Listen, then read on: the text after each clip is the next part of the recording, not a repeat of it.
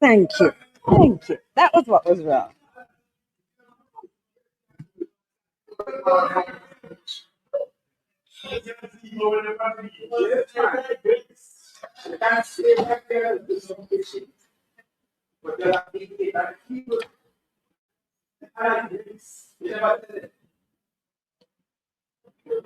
No doubt he made a contribution to the beach policy. Senator Golden Campbell. Thank you, Mr. President. Thank you, Mr. President. Mr. President,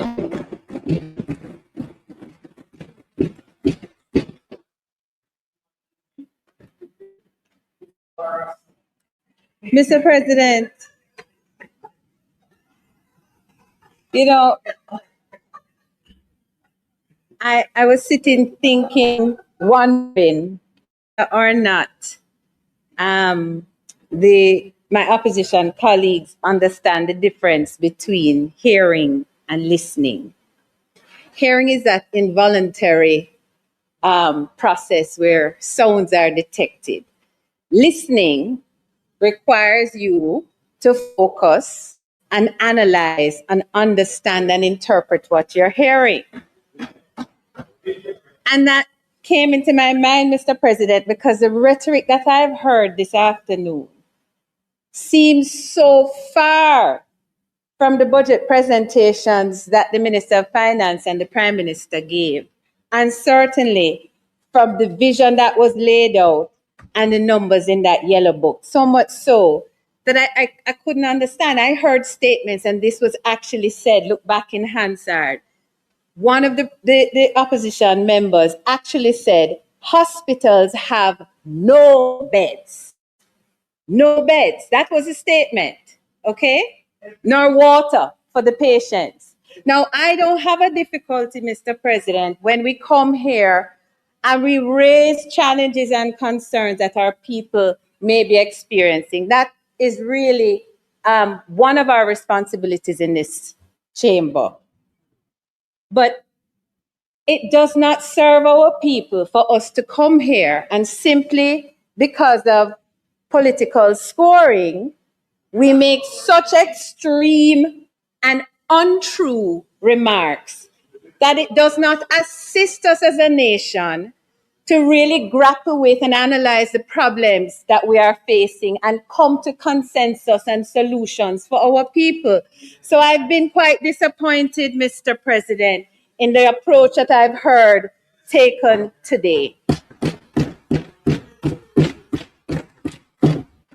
But I do want to congratulate my colleagues on the other side because they have been consistent about one thing. They've been cohesive in their extreme rhetoric, and they have been collectively completely disregarding actually the work that we saw in the House and the work that we're commenting on today through the Appropriations Act.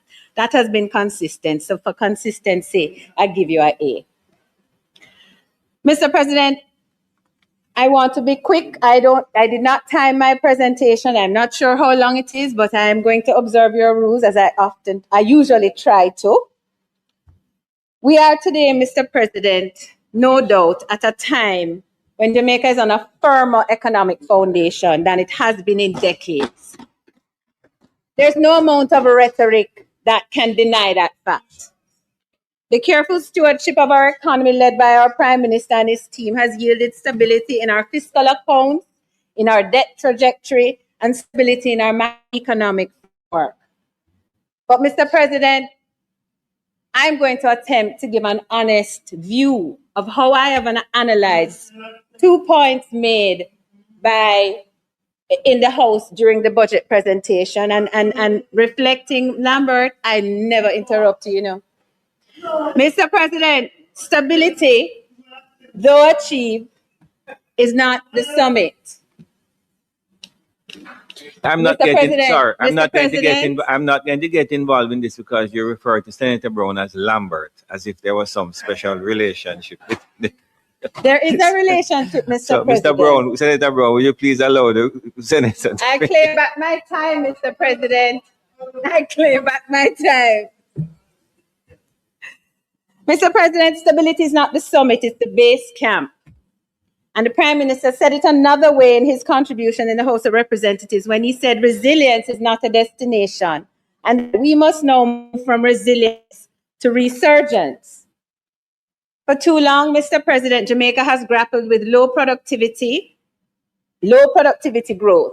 And it's not rocket science. Productivity is the lifeblood of economic growth. It's not about, as Senator Gale says, working longer hours. It's about producing more value in the time that we're already working.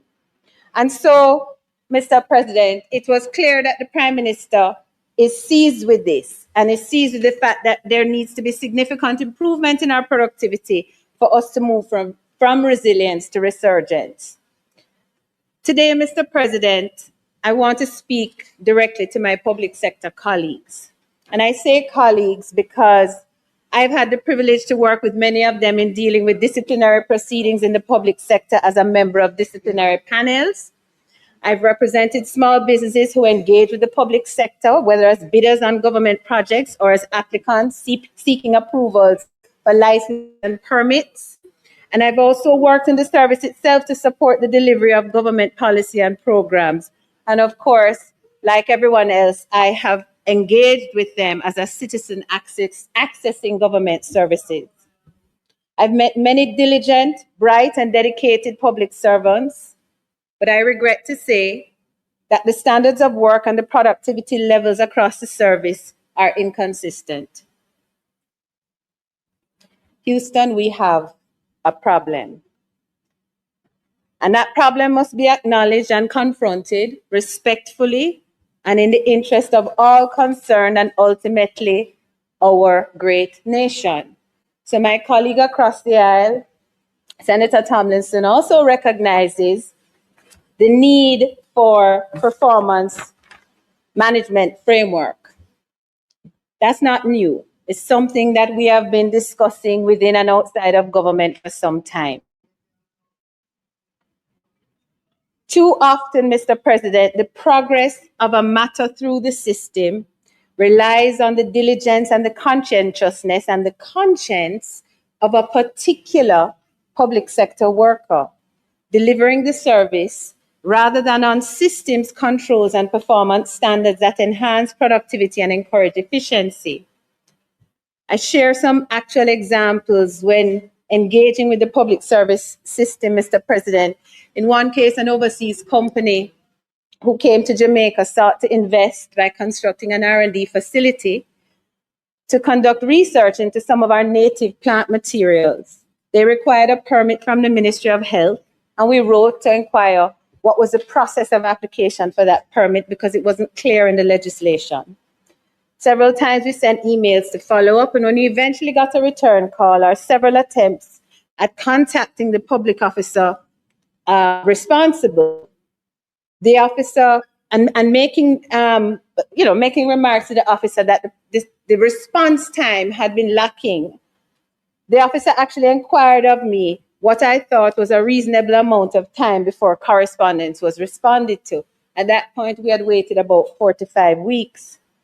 When I said to her emails should be answered within 24 to 48 hours, it became obvious that she saw nothing untoward in answering queries 3, 4, 5 weeks later.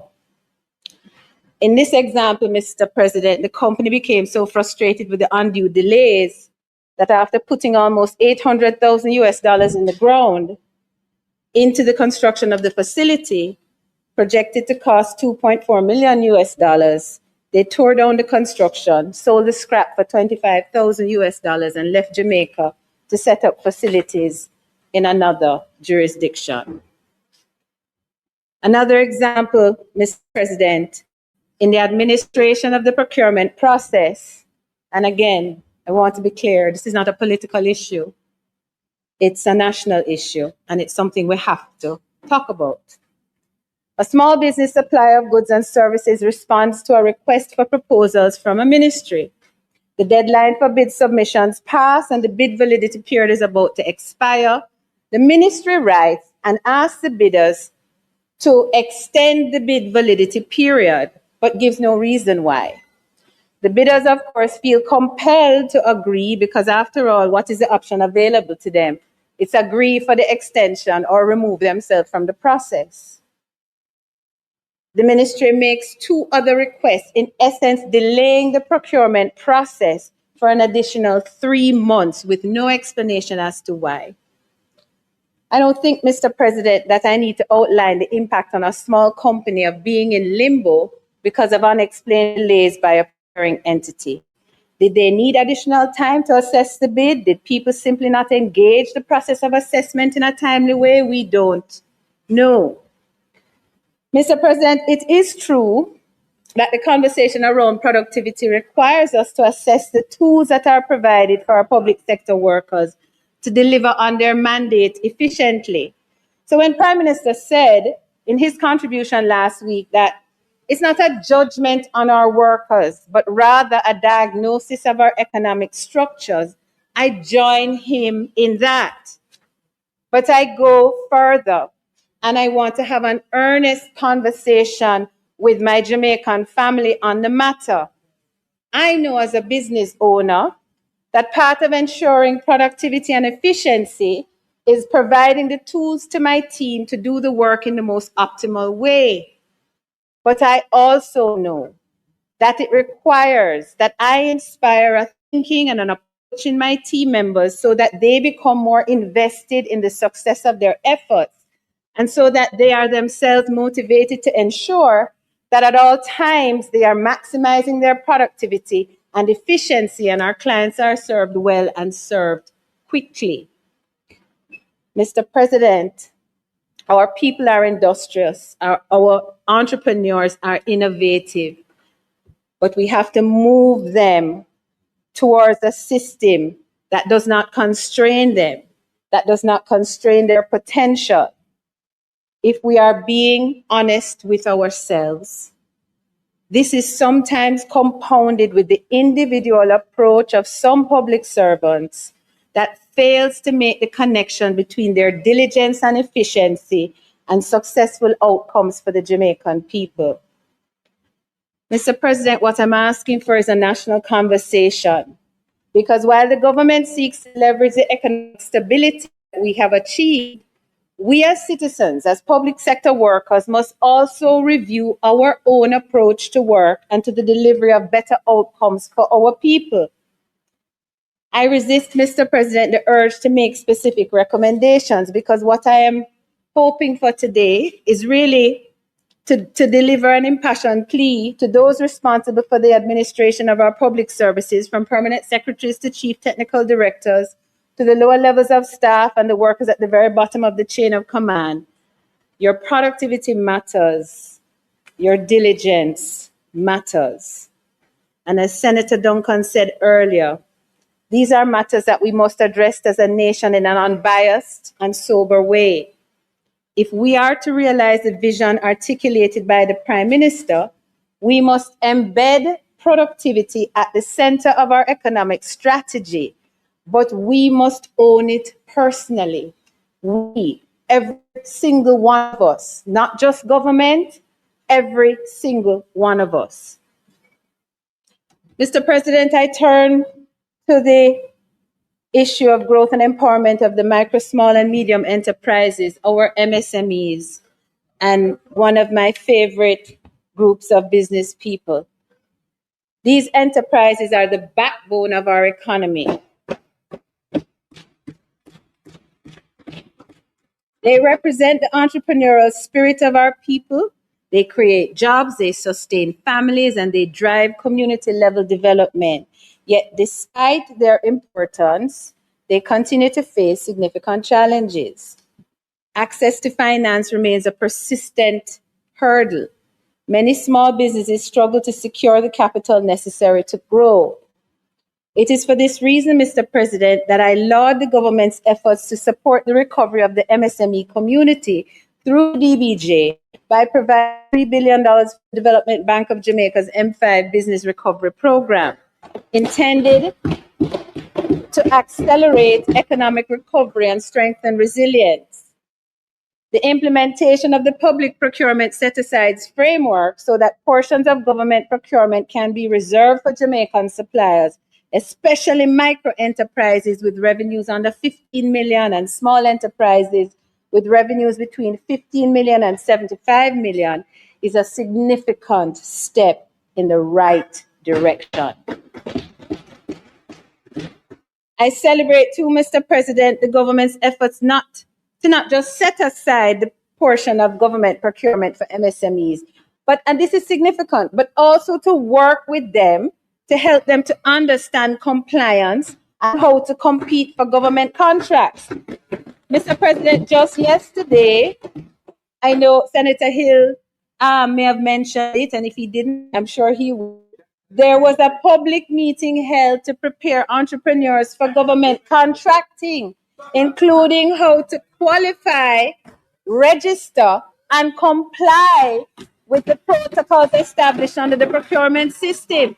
Mr. President, the government is actively pursuing the kinds of things that will enhance the growth of MSMEs and ultimately our economy. Mr. President, these initiatives announced in the budget presentation of the finance minister demonstrate the government's seriousness about inclusive growth and its intentionality about MSME development. I wish, therefore, to commend for the consideration of my Minister of Finance one approach that I think might support the ability of MSMEs to access procurement contracts and mitigate against the difficulties experienced by MSMEs in accessing finance. Mr. President, in many cases, government procurement contracts require that companies bidding on those projects commit 10% of the value of the contract as a performance security. And for the benefit of those who don't know what a performance security is, I never assume, I'm just speaking to the people in this room. Performance security is a financial guarantee submitted by the winning bidder to ensure they fulfill their contractual obligations. It acts as a safety net against contractor default, insolvency, or failure to perform.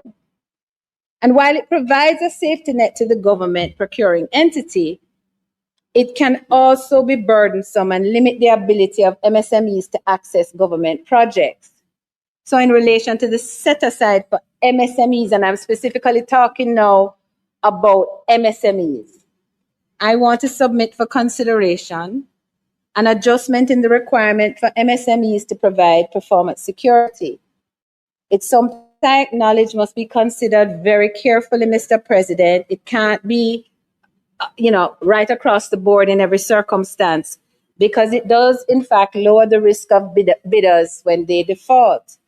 So what I am suggesting, Mr. President, is that a review of those projects where the risk of default is low, where the performance standards of the MSME players in the particular industry are high, that we take a look at whether or not that requirement can be adjusted, since the risk of default in certain industries would be lower.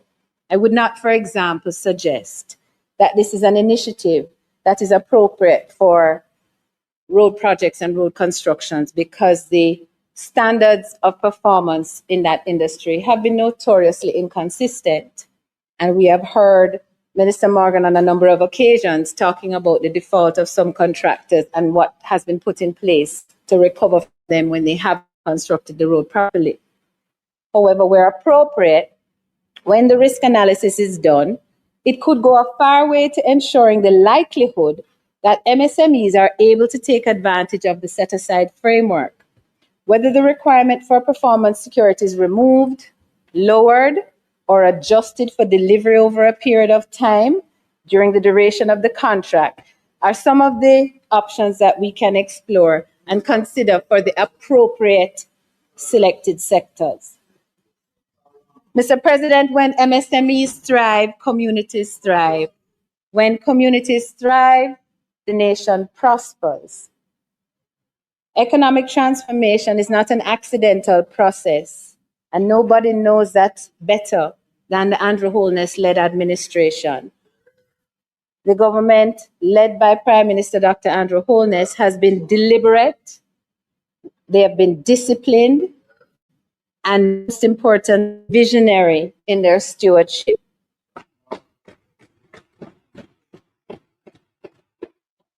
I understand my colleagues to be critiquing what they consider to be announcements.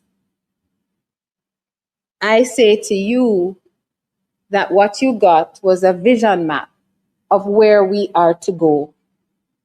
It is an important tool in gathering a nation around the many initiatives that a government will have to deploy.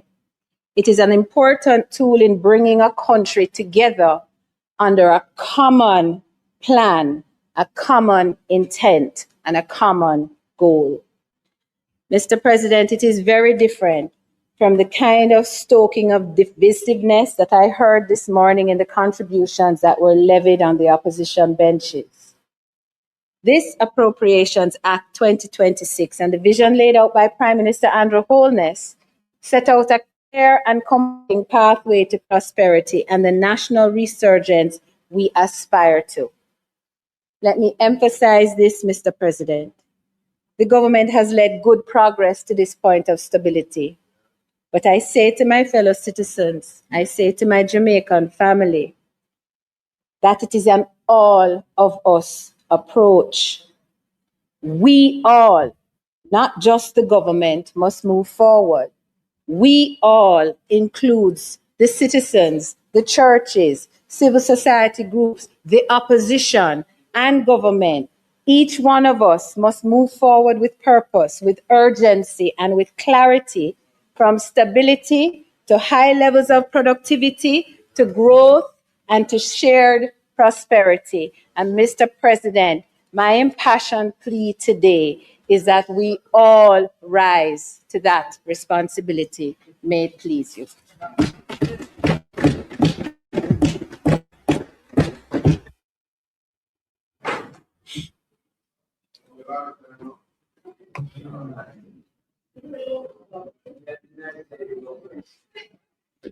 Thank you very much, Senator Golden Campbell.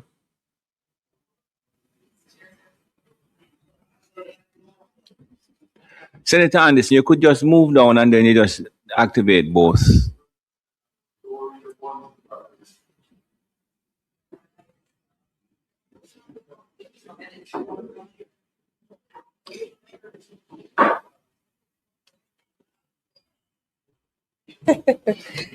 Senator Anderson. Yes.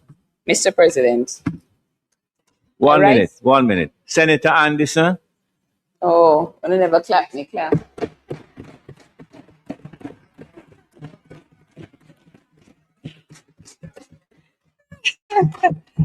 And I pick that up and I'm not feeling well. You see, I pick it up.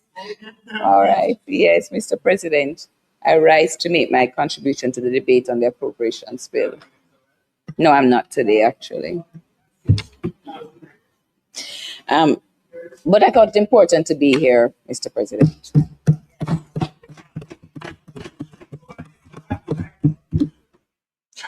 I've listened carefully to the direction outlined by the government, the Prime Minister, and I hear a budget that purports to build economic strength, expand opportunities, maintain fiscal discipline, and position Jamaica to be more resilient in the face of global shocks. That's what's claimed, right? Those are important objectives, and I don't think any serious policymaker would disagree with the importance of stability, of fiscal management, responsible fiscal management, or investing in infrastructure as a foundation for growth. But a budget is not judged by the language of the budget. It is judged by the lived reality it creates. I appreciate in crafting a budget, because I've had the honor to be able to serve in many organizations where I'm responsible for a budget, that you have to think on one hand of the future you want to create and the way in which you want to grow the business, and I'll say to see the country grow. But at the same time, you have to balance with what's happening in the immediate. And so the question before us, not to be answered by us alone in this house, is whether the intentions sound right and whether the outcomes will be felt by the Jamaican people in a meaningful way. You see, Mr. President, ideas are easy. Implementation is where it gets hard. Execution is the ability to mesh strategy with reality, align the people with the goals that we have, and the promised results. Because people have to believe in the results, otherwise they're not going to align and work towards them. I know this full well. And so when I hear everything that we say, I have to draw my attention to some of the challenges that I now see. And so I would want to challenge the government. As you look at execution and implementation, I hope we're learning the lessons, for example, as I see happening with the roofs program. And I raise it not to be political, but to be practical. Because I believe that it's a certain level of indignity we're putting on the people who have already suffered so much. That you hear people talk about going multiple days to get access to something that we have promised them will help them to rebuild their lives. But the thing is, Senator Morgan, is that as you talk about the things to come, the lessons of that must be learned so that they're not repeated. We're told, well, President, every budget reflects choices, as I said earlier. And this one, with the proposition that's been put forward, is asking people to absorb pressure in the short term. And I'll soon tell you why I say that, to be able to benefit from the growth later. Is a central bargain being offered to the people of Jamaica. But the bargain must be interrogated. Because if the pressure is immediate and the benefits to you, the people, are deferred, then the burden must be fair and the promise must be credible. Otherwise, what we are asking people is not for patience, but sacrifice without certainty. We're told that the budget delivers improvements, wages to come. There'll be expanded access to housing. Infrastructure investment will continue. Well, we were saying crime would be low for years. And then what happened with crime, because I must respond to it, is that the same caution that was being offered by the opposition about ensuring that we do a targeted approach to crime was delayed. And then when it was finally implemented, the benefits were realized. Well, I'm not saying that, Senator Morgan, I'm not going to allow you to take me off track. Because if the government was doing what they had to do, things such as your program put forward by Senator Duncan and the private sector, Project Star, would not have been necessary, but it was. And if we're going to be serious about all hands on deck, we have to tell the full story and the full history, because when I hear you speak about public-private partnership, you tend to do that when you want. But on occasion, when it is to say that's what contributes to success, you don't. And we have to be fair and we have to be balanced. So, as I was saying, the workers will, in the future, we're saying, experience some level of relief. But at the same time, we can't ignore right now the other side of the ledger. Approximately 18 to 19 billion in new taxes is being introduced. Many of those taxes will fall on consumption. There's a continued reliance on the housing trust, with 11.4 billion being extracted annually. And there are clear signals that cost pressures will emerge in the future. They will. And let's not fool ourselves. And more importantly, let's not fool the people of Jamaica. So the issue is what is being announced in isolation. The issue is what happens when everything is taken together. Does it ease the burden on the average Jamaican, or does it simply shift it? Mr. President, I won't repeat the detailed policy arguments put forward by Senator Small Ferguson and other members on this side, on the NHT. But at a basic level, the issue is this. We cannot claim to be expanding housing access while continuing to draw down on the very resources that make that access possible. It's a contradiction, Mr. President. I believe it was the 26th of February, the Regulations Committee met, and we were here talking about housing, houses that were built from 2019 or 2020, I believe it was. And we're talking about approval for public sector workers. And the total house we're talking about approving that would have been given to them from those schemes was 28 houses. 28 across 3 schemes. And those things are jarring to me, because when I hear talk, I want it to be not only aspirational and things that as a nation we can look forward to. But I want it to be things that people actually feel the impact in their lives. And I'm very passionate about balancing policy to deliver impact to people. So if we bring the discussion out of policy language and into everyday life, the picture becomes clearer. Let's consider the Jamaican worker, an individual employed in a 9-to-5 job, an hourly worker, a skilled worker. And many Jamaicans who, when I speak to even some of the people that work in the same complex as the company I now work, I hear them speak about the reality that they have, that they live paycheck to paycheck. Jamaicans are simply trying to make ends meet. I'm told that this worker, when I listen to the budget, will benefit from a higher minimum wage and improve take-home pay. But the reality is that the cost of food continues to rise. The cost of basic goods continue to increase, and everyday expenses are creeping upward. And so the increase that they may get in the tax allowance is easily eaten away, easily. Everyday expenses are going up. When taxes are placed on consumption, the costs are passed through the system and ultimately absorbed by the consumer. So while there's a marginal increase in income, that increase is quickly eroded. And so the worker doesn't get any relief. The worker experiences continuity of pressure. And it matters because the same worker we're going to be asking to be more productive. It's the same worker, if you think about people who work in Kingston and live in St. Catherine and sit down in traffic for 2 hours. They leave their homes at 5 o'clock. By the time they leave work at 5 o'clock in the evening, they get home at 8, 9 o'clock. And most times, as if they drive, if they take public transport, the truth of the matter is that we're not speaking about it. I just heard the government senators speak about productivity, but not practically speaking about how we're going to improve productivity. When people come to work, they are tired. Most of us in this house have the benefit of driving. We do. And so we're frustrated when we spend an hour in traffic. But I feel so guilty to even say that when somebody tells me they left their home at 5, they reach at 8.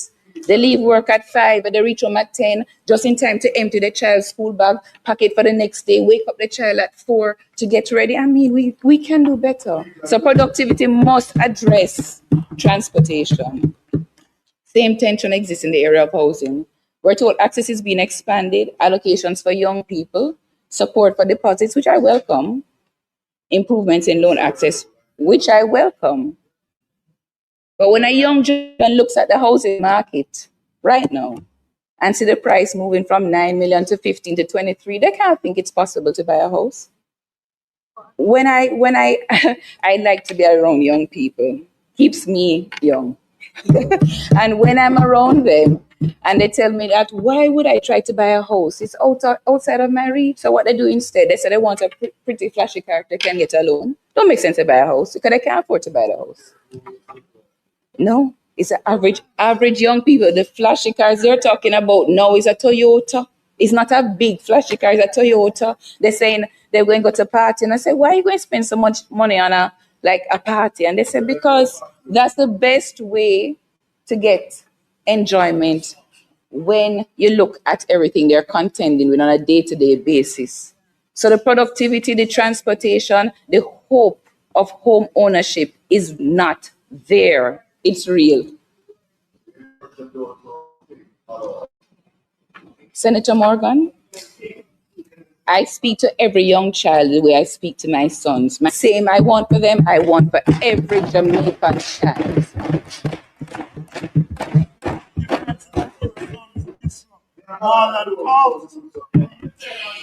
So the issue is not about whether home access is being signaled. The issue is whether it can be realized. Because for many young people, the pathway is uncertain at best. I now switch to business, and I know that my fellow senator colleagues have spoken about MSMEs, and I appreciate the contribution of Senator Golden Campbell, because the picture is equally complex for them. We're told that their incentives, tax write-offs, infrastructure improvements, increased economic activity. We're told because the people are not realizing it. They're not realizing it. They are not realizing it. Our opportunities are articulated are not for everybody across the board. Right now, the access, though the intention has been signaled, through JBDC and the program that was launched yesterday. It is not easy for a small business person. I tell you, I have not grown up in politics. I've grown up working hard, building real structural things to contribute to the economy of Jamaica. And those are the people I speak to. And it's hard, Senator Morgan, it's hard.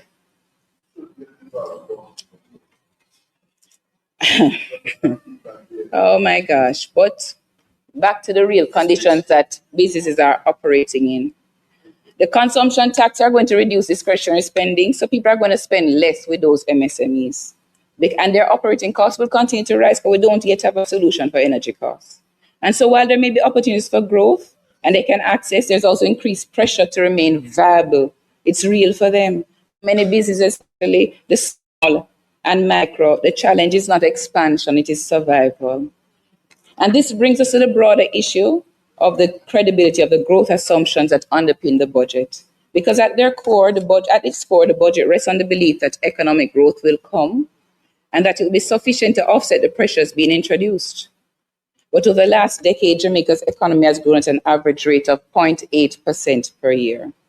That's not a rate of growth that transforms lives. It's not a rate of growth that meaningfully shifts opportunities. And so when Jamaicans are asked to accept increased costs today on the promise of future growth, they're entitled to ask a simple question: what makes this time different? You see, Senator Morgan, before COVID, you guys were here, 2016. That's 4 years before 2020. So, Mr. President, beyond the numbers, there are deeper concerns that the budget does not fully address.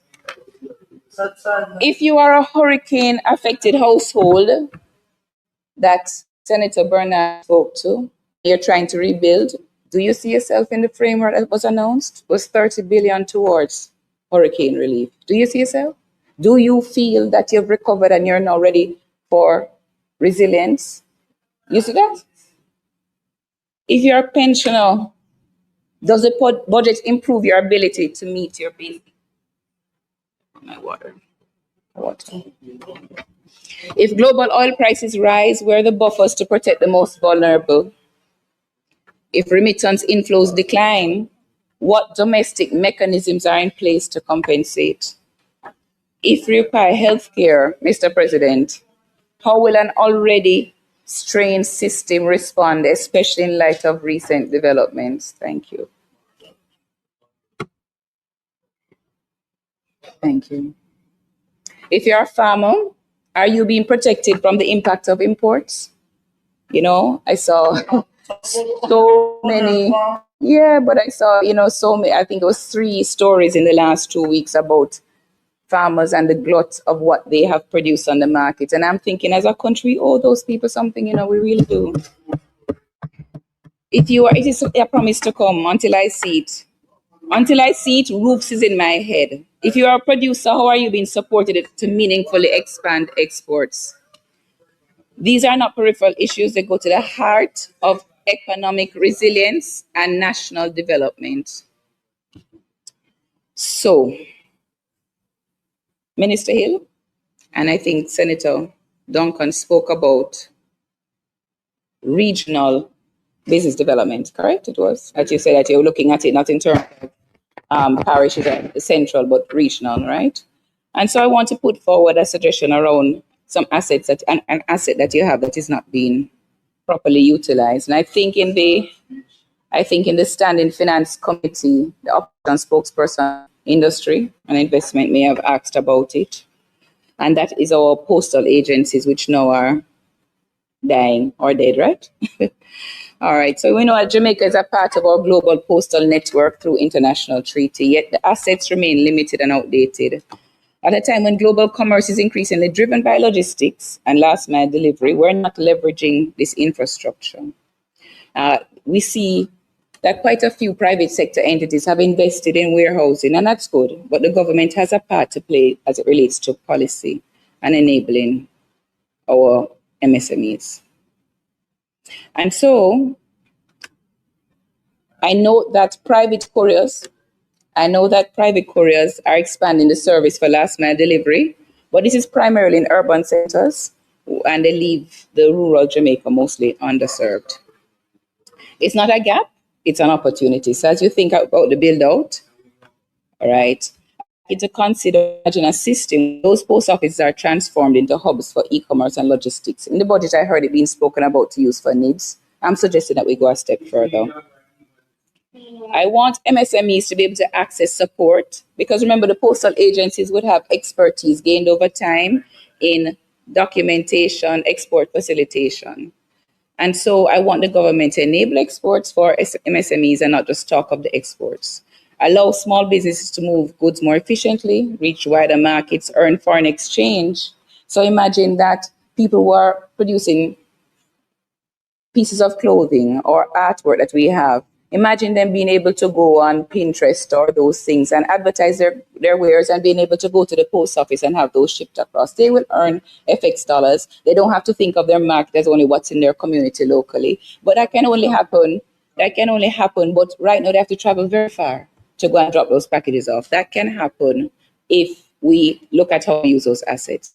So what I'm advocating for is practical approaches that promote inclusive growth, real practical. Use existing infrastructure and our assets more effectively.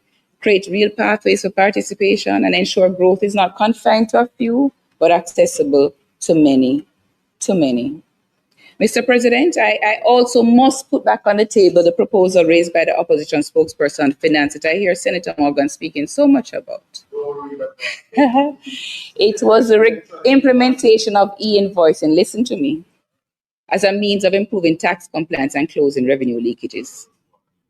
No, it's a practical evidence-based approach. So even if you don't seek to look at it for this year, look at it for next year. It will make a difference. Right now, the proposal has been shelved. It's been shelved for a while. Look at it. It'll make a difference so that we don't have to next year, in next year's budget, talk about new taxes. But what we can do is say how we're going to increase compliance. I was actually disappointed when the minister just dismissed it rather than seriously considered. And she did. What can go so? Those antics don't matter again in the year 2026 in Jamaica. We're at a critical point where what we do now will impact Jamaica 10 years from now. And I leave it at your feet. What we do now.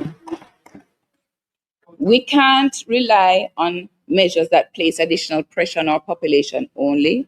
We must be willing to pursue smarter, more efficient systems that strengthen revenue collection without undermining economic activity.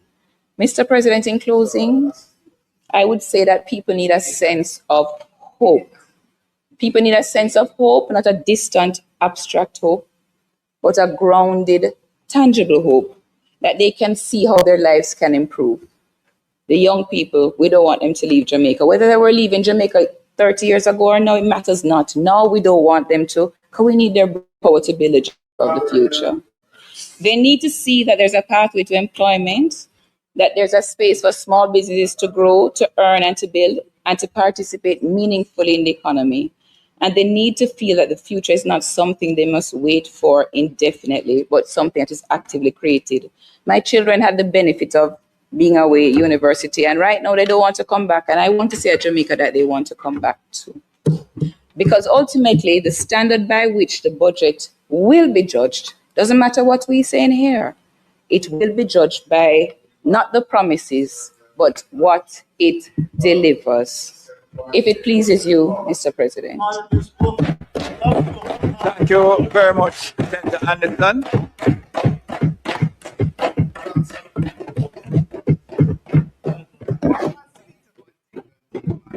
Thank you.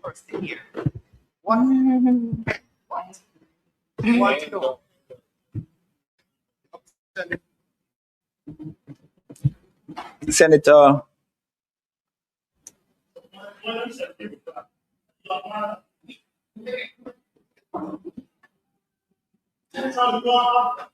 Senator Christian Tavares Pinson.